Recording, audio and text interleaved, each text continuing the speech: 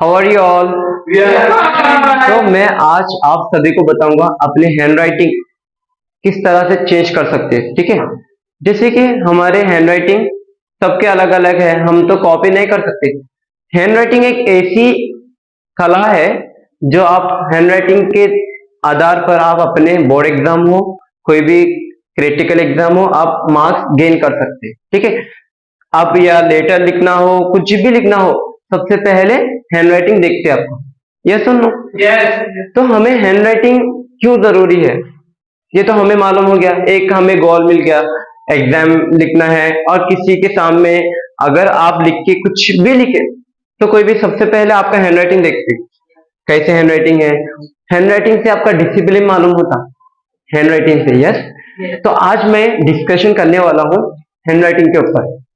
हाँ, तो हम तो किसी और के कॉपी नहीं कर सकते, हर किसी का लिखने का स्टाइल अलग रहता। तो हम किस तरह से अपने हैंडराइटिंग को अपने स्टाइल में किस तरह से इजी वे में चेंज कर सकते हैं, आज का टॉपिक ये है। इंटरेस्टेड है? तो सबसे पहले हमें एक चीज का ध्यान रखना चाहिए, हम किससे लिखते हैं, पेन या पेंसिल, किसके ऊपर लिखते हैं, बुक या पेपर के ऊपर। सबसे पहले हमें पकड़ने का स्टाइल रहना चाहिए, ग्रिप, इसको बोलते हैं ग्रिप। हम क्या करते हैं अस्तर, can you give me a pen Adil? Yeah, thank you.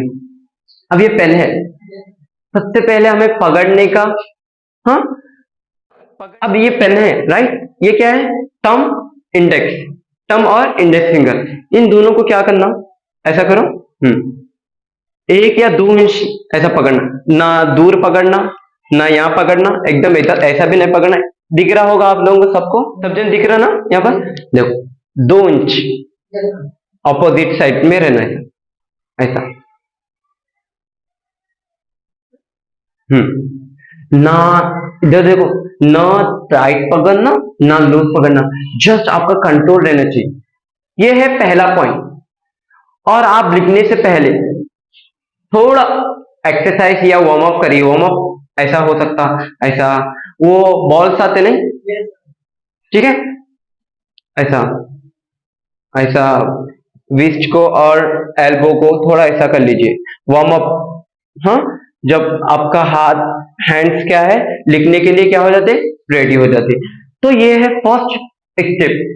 अपन को क्या करना चाहिए, ग्रिप सबसे। और एक बात, ग्रिप पकड़ रहे आप, सही बात है ना, उसको ज्यादा टाइट भी नहीं पकड़ना, मैं इससे पहले भी बोला, टाइट नहीं पकड़ना ना लूज, लूज ऐसा पकड़ रहे कि पेन गिलीज जा रहा, ऐसा नहीं करना चाहिए आपको। आपको करना चाहिए, जस्ट कंट्रोल करना चाहिए। आई hope you get it my point everyone, सबको समझ में आ रहा ना? अब हमारा दूसरा पॉइंट है, हम अपने हैंडराइटिंग को किस तरह से अपने स्टाइल में चेंज कर सकते हैं। ये पॉइंट इंपॉर्टेंट है ना? ठीक है। अब हमें अपने ही हैंडराइटिंग में किस तरह से एनालाइज करना चाहिए। जैसे कि मैं आप लोगों को 4 पॉइंट बताऊंगा, जो आप गलती कर रहे हो, क्या गलती नहीं करना चाहिए, ठीक है, क्या करना चाहिए हमें जो हम अपने हैंडराइटिंग में सुधार ला सकें। हाँ, चलो अब शुरू करते हैं। Why your hand writing is dirty, आपकी हैंड राइटिंग क्यों गंदी है, ये अपने आप से सवाल करो।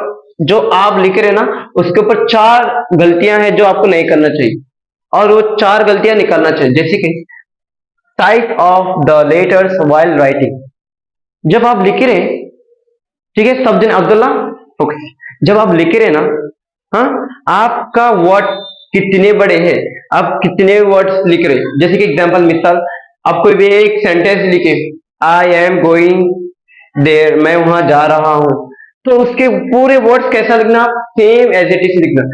एक को क्या कर दे रहे, बड़ा लिख दे रहे, एक को छोटा लिख दे रहे, वो एक क्या है, size of the letters while writing. जब आप लिख रहे हैं ना, आपका साइज देखना, पूरों का साइज, तो क्या होता मालूम, एकदम क्लीन दिखता हैंडराइटिंग, पूरा एकदम साइज दिखता।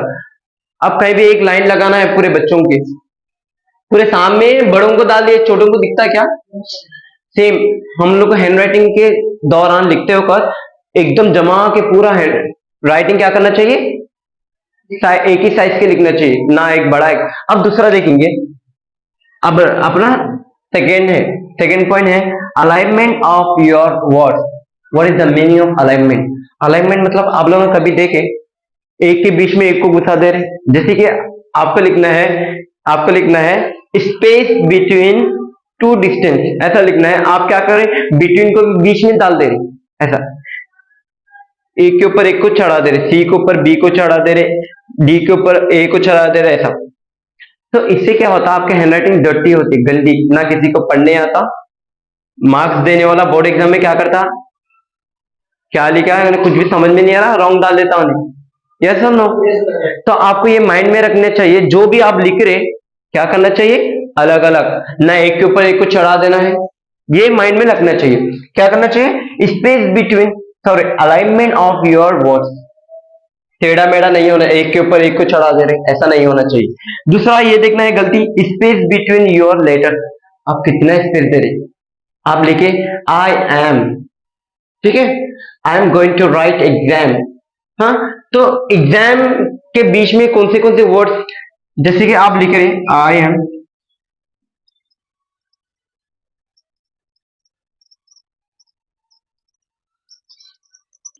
ये समझ में आ रहा आपको, ये समझ में आ रहा।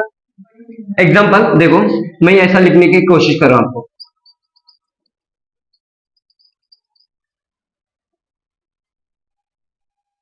अब करेक्शन करने वाला इसमें मार्क्स देता, इसमें मार्क्स देता, इसमें क्यों नहीं देता, स्पेस नहीं है इसमें, क्या नहीं है, स्पेस। कोई भी सेंटेंस हो या वर्ड हो, थोड़ा गैप स्पेस रहना चाहिए।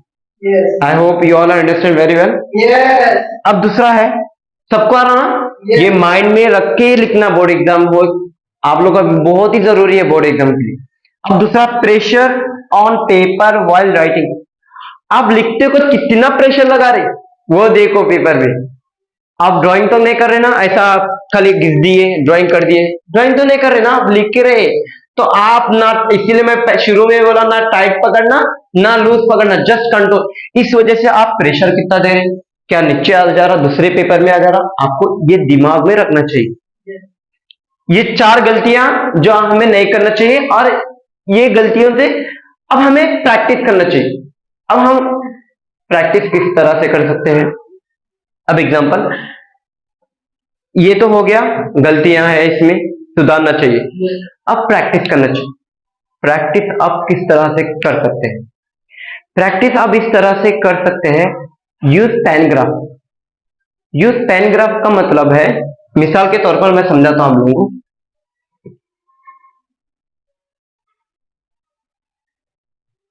पहले भी मैं बोर्ड में जब लिखता हूं था ना, इससे पहले बिफोर मैं भी ऐसी स्पीड में लिख के कुछ भी समझ में नहीं आता था। अब ये हैंडराइटिंग समझ में आ रहा आप सबको? तो मैं अपने हैंडराइटिंग में मैं खुद ये प्रैक्टिस से हुआ, डेली लिखने से, मेरे एक्सपीरियंस से, मेरे टीचिंग से, ये लिखने से, प्रैक्टिस से हुआ। तो आप लोगों को क्या करना चाहिए, मैं एक तरीका बताता हूं आज, बहुत ही इंपॉर्टेंट तरीका। ये अगर आप लोग कर लिए, पूरे इनका हैंडराइटिंग चेंज होता। क्या है, कोई भी एक वर्ड ले लो आप, इसको बोलते यूज पेन ग्राफ बोलते, क्या बोलते, यूज पेन ग्राफ। तो हम प्रैक्टिस किस तरह से कर सकते हैं, सबसे पहले आप एक चीज, एग्जांपल, कोई भी एक सेंटेंस ले लो जिसमें, जैसे कि मैं यहां पर लिखा, इसको बोलते हैं यूज पैनग्राम। यूज पैनग्राम क्या है, कोई भी एक सेंटेंस उठाओ आप, sentence containing every letters, okay, यहां पर ऐसे लगाना चाहिए, letters, every letters of the alphabet, कोई ए टू जेड, ऐसा एक सेंटेंस लियो आप जिसमें ए से लेकर जेड तक है। हाँ, वो वर्ड को क्या करो, डेली प्रैक्टिस करो, आज का डेट डालो, आज कितना आपके हैंडराइटिंग में, पूरा वो मैं जो 4 पॉइंट बताया ना, क्या करना है, ओवरलैपिंग नहीं करना है, आप कितना लिख रहे, ठीक है।